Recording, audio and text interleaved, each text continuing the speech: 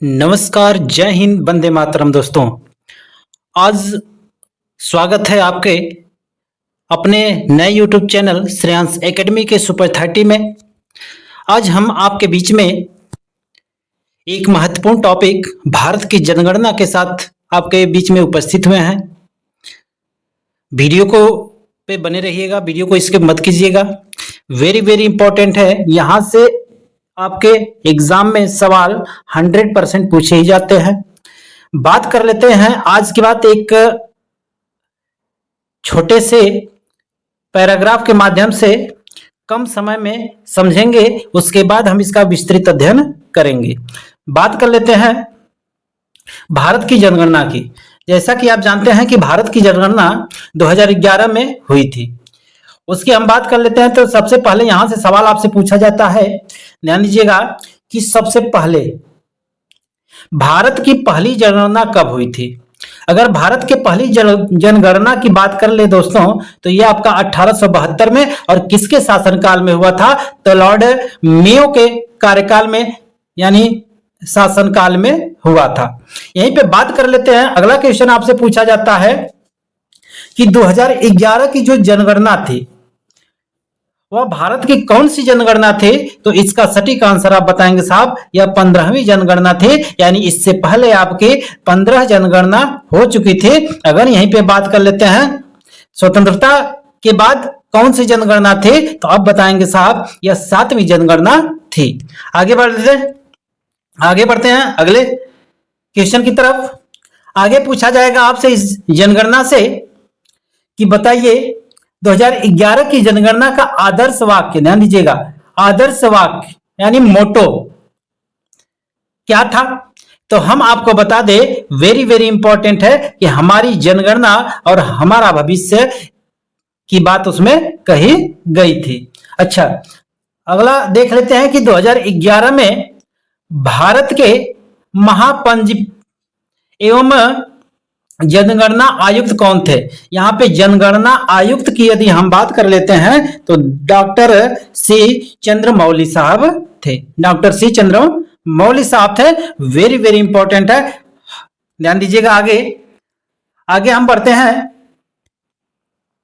कि 2011 की जनगणना के अनुसार भारत की कुल जनगणना कितनी थी।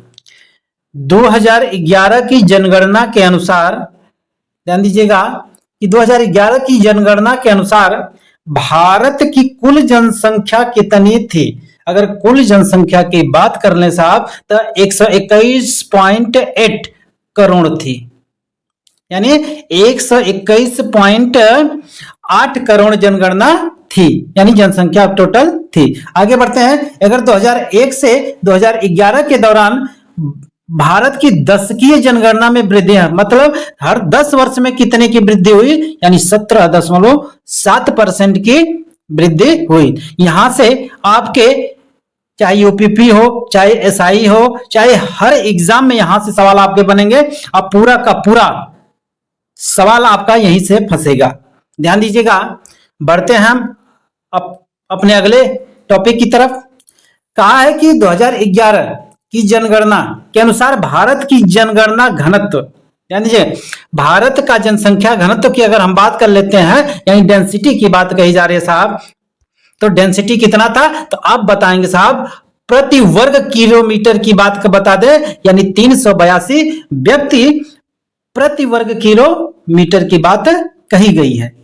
आगे बात कर लेते हैं। यहीं पे आपसे पूछा जाएगा साहब, यहीं पे आपसे पूछा जाएगा बच्चों कि ये बताइए कि लिंगा अनुपात कितना था, यानी सेक्स रेशियो कितना था। तो आप बताएंगे साहब 943 महिला पर 1000 पुरुष का रेशियो रखा गया था। ये आपसे बार बार पूछा जाता है। यहीं पे बच्चों बात कर लेते हैं आगे की तरफ। कहा भारत का सर्वाधिक जनसंख्या वाला राज्य, अगर आपसे पूछ दे भारत का सर्वाधिक जनसंख्या वाला राज्य कौन सा है, ये आपसे पूछ दे, तो आप बताएंगे उत्तर प्रदेश है। यानी सबसे ज्यादा जनसंख्या अगर निवास करती है तो हमारे यूपी में निवास करती है, यानी उत्तर प्रदेश में निवास करती है। आगे बढ़ते हैं।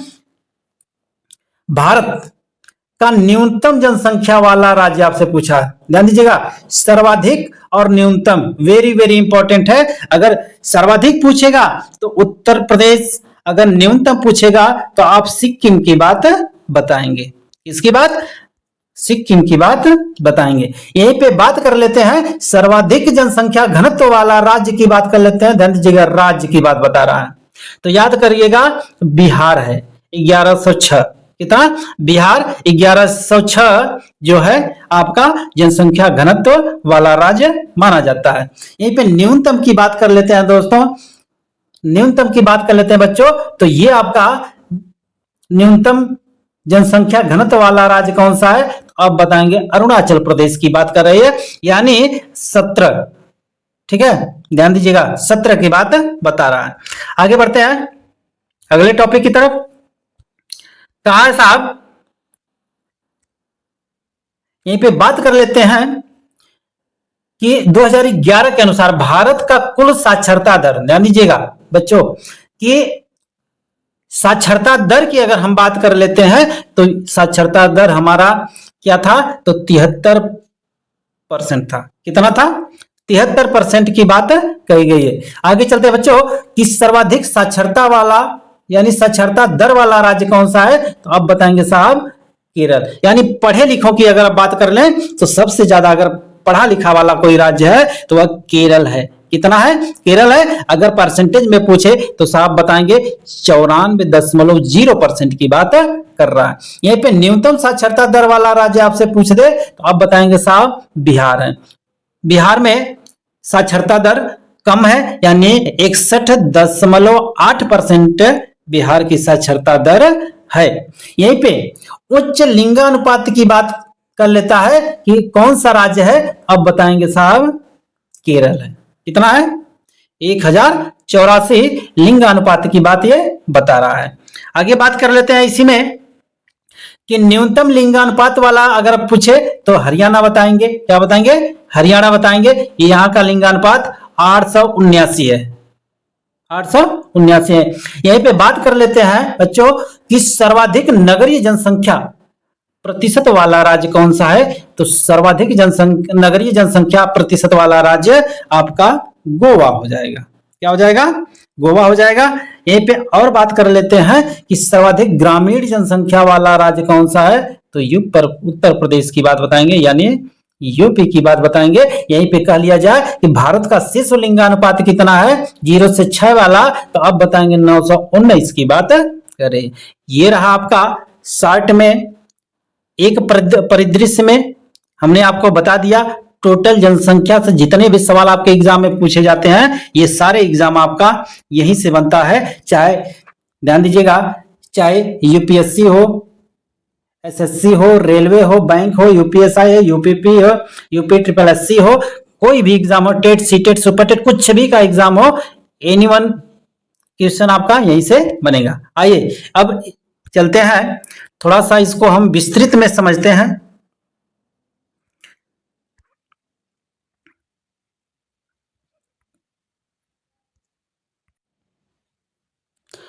आइए जनगणना का विस्तृत इतिहास और संवैधानिक ढांचा पढ़ते हैं।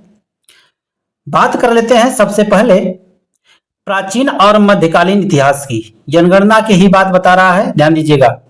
जनगणना कब, कैसे, किस लिए कराई गई, ये सारा इतिहास आपको बहुत प्राचीन समय से आपको मिलेगी इसमें। इस वीडियो को स्किप करिएगा मत, चलते हैं वीडियो में अंत तक बने रहिए। सबसे पहले हम बात कर लेते हैं बच्चों कि ऋग्वेद की बात कर लेते हैं। भारत में जनगणना के अप्रत्यक्ष साक्ष्य सबसे पहले ऋग्वेद में पूछा जाएगा कि बताइए कि सबसे पहले अप्रत्यक्ष रूप से किस वेद में जनगणना का साक्ष्य मिलता है? तो साहब आप बताएंगे ऋग्वेद की बात बताएंगे। अगर आपसे पूछे कि अप्रत्यक्ष रूप से जनगणना का साक्ष्य अगर भारत में मिलता है किसमें, किस वेद में, तो बताएंगे ऋग्वेद की बात बता रहा है। अगर यहीं पे अर्थशास्त्र की बात कर लेते हैं, आप जानते हैं कि अर्थशास्त्र के रचयिता कौन थे? कौटिल्य साहब थे। कौटिल्य कौन थे? मौर्य काल में कौटिल्य ने कराधान के उद्देश्य से राज्य की जनसंख्या के आंकड़ों को इकट्ठा करने पर बल दिया था? कौन दिया था? कौटिल्य के द्वारा दिया गया था। यहीं पे हम बात कर लेते हैं साहब, कौटिल्य कौन थे? ये कौटिल्य नालंदा विश्वविद्यालय में रहते थे और ये एक बहुत ही विद्वान व्यक्ति थे। इनकी बहुत सारी नीतियां आप लोग पढ़े होंगे। चलते हम अपने टॉपिक में अगले। कहा गया है कि आइन ए अकबरी, आइन ए अकबरी मुगल काल का था ये। इसमें क्या था कि ये किसके द्वारा लिखा गया था? तो आप बताएंगे साहब, अबुल फजल के द्वारा। किसके द्वारा? यह एक पुस्तक है और यह किसके द्वारा लिखा गया था? तो अबुल फजल के द्वारा यह लिखा गया था। इसमें भी जनसंख्या, उद्योग और घन के आंकड़ों का विस्तृत वर्णन मिलता है। आईने अकबरी में भी जो अबुल फजल के द्वारा लिखा गया था और इसमें भी आपका जनसंख्या, उद्योग और धन के आंकड़ों का विस्तृत वर्णन मिलता है। किसमें? तो आईने अकबरी की बात कर रहा है। यहीं पे बात कर लेते हैं आधुनिक ब्रिटिश कालीन इतिहास की, यानी ब्रिटिश काल के समय का जो इतिहास है उसके बारे में समझिए। सबसे पहले अगर यहां से सवाल वेरी वेरी इंपॉर्टेंट आपसे पूछा जाए, चूंकि पहले हमने आपको बता दिया है इससे पहले कि 1872 में पहली प्रायोगिक जनगणना हुई थी। किसके शासनकाल में? तो आप बताएंगे साहब, लॉर्ड मेयो के शासन काल में हुई थे। देखिए, ये एक साथ नहीं हो पाई थी पूरे भारत में, इसलिए इसे अनियमित जनगणना के नाम से भी इसको जाना जाता है, यानी अनियमित जनगणना इसे माना जाता है। आगे बढ़ते हैं, यहीं पे बात कर लेते हैं जनगणना की। तो 1881 में पहली नियमित जनगणना हुई थी, ये आपसे पूछा जाता है। कहा जाता है यह किसके शासनकाल में हुई? तो आप बताएंगे साहब, लॉर्ड रिपन के शासनकाल में हुई थी। अच्छा, आगे बात कर लेते हैं। उस समय भारत में जनगणना आयुक्त, उस समय जो भारत में जनगणना आयुक्त थे वह कौन थे? तो बताएंगे साहब, सी प्लाडेन थे। कौन थे? सी प्लाडेन थे, यानी WC प्लाडेन थे, ये साहब थे। आगे बढ़ते हैं, इसी में बात कर लेते हैं। तब से यह जनगणना हर 10 वर्ष में, यानी हर 10 वर्ष के अंतराल पर यह जनगणना होती चली आ रही है। यहीं पे बात कर लेते हैं बच्चों कि 2011 की जनगणना के बारे में। 2011 की जनगणना के बारे में आपसे सवाल पूछेगा। क्या पूछेगा? सबसे पहला पूछेगा कि बताइए स्वतंत्र भारत की कौन सी जनगणना थी? तो बताएंगे साहब, 7वीं जनगणना थी। अगर 10वीं जनगणना के बारे में पूछे तो आप बताएंगे साहब, 15वीं जनगणना थी। 15वीं 10 की जनगणना थी। अगर यहीं पे बात करें शताब्दी की बात कर ले तो शताब्दी में साहब बताएंगे 21वीं शताब्दी की दूसरी जनगणना थी ये, इसके बारे में आपको बताना है। अगर स्वतंत्र भारत की पूछे तो 7वीं, यहीं पे 10 की जनगणना के बारे में पूछे तो 15वीं, अगर यहीं पे 21वीं शताब्दी जनगणना जो दूसरी जनगणना थी 2011 की जनगणना। इसमें कहीं ध्यान दीजिए, इसके आदर्श वाक्य की अगर हम बात कर लेते हैं तो हमारी जनगणना हमारा भविष्य, इसके बारे में इसमें आदर्श वाक्य इसका जो है बनाया गया था। यहीं पे बात कर लेते हैं बच्चों कि स्वतंत्र भारत और संवैधानिक स्थिति के बारे में अगर इसकी बात कर लेते हैं तो ध्यान दीजिएगा, 1948 का जनगणना अधिनियम, 1948 की जनगणना अधिनियम की अगर हम बात कर लेते हैं, ध्यान दीजिए, तो ये जो अधिनियम था, भारत की जो जनगणना इसी कानून के तहत कराई गई थी। किसके तहत? 1948 का जनगणना अधिनियम के तहत, ध्यान दीजिएगा, ये 2011 की जनगणना जो है कराई गई थी। यहीं पे बात कर लेते हैं 1951 कि यह स्वतंत्र भारत की पहली जनगणना थी। ये सवाल आपसे पूछा जा सकता है, वेरी वेरी इंपॉर्टेंट है। अगर आयुक्त की बात कर ले तो RA गोपाल स्वामी है। कौन है? RA गोपाल स्वामी। यहीं पे बात कर लेते हैं प्रशासनिक नियंत्रण की बात कर लेते हैं। प्रशासनिक नियंत्रण की बात कर लेते हैं तो प्रशासनिक नियंत्रण, ध्यान दीजिएगा बच्चों कि प्रशासनिक नियंत्रण जनगणना का कार्य गृह मंत्रालय, किसके पास? गृह मंत्रालय के पास है। और यहीं पे बात कर लेते हैं इसका सर्वोच्च अधिकारी कौन है? तो साहब आप बताएंगे महारजिस्ट्रार एवं जनगणना आयुक्त, जिसे आरजीआई के नाम से जाना जाता है। संवैधानिक अनुच्छेद की यदि हम बात कर लेते हैं तो 246 के तहत जनगणना संघ सूची में रखा गया। अगर सूची की बात कर ले तो संघ सूची में रखा गया है, ध्यान दीजिएगा। आइए बात कर लेते हैं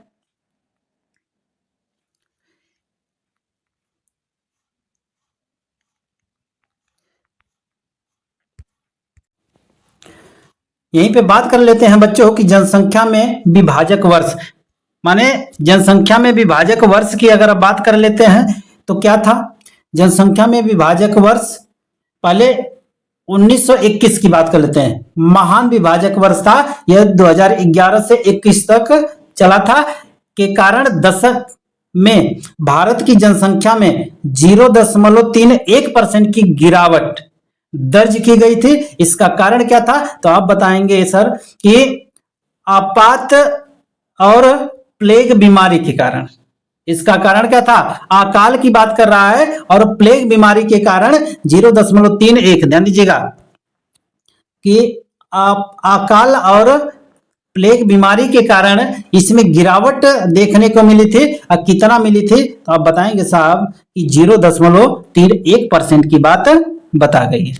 आगे बढ़ते हैं, यहीं पे बात कर लेते हैं कि 1951 की बात कर लेते हैं। 1951 में लघु विभाजक वर्ष इसको कहा गया। ये कब से कब तक चला? यानी 41 से यह 51 के दौर में चला था। इसमें ध्यान दीजिएगा, इसमें कहा कि इसके जो दौरान है कि वृद्धि दर,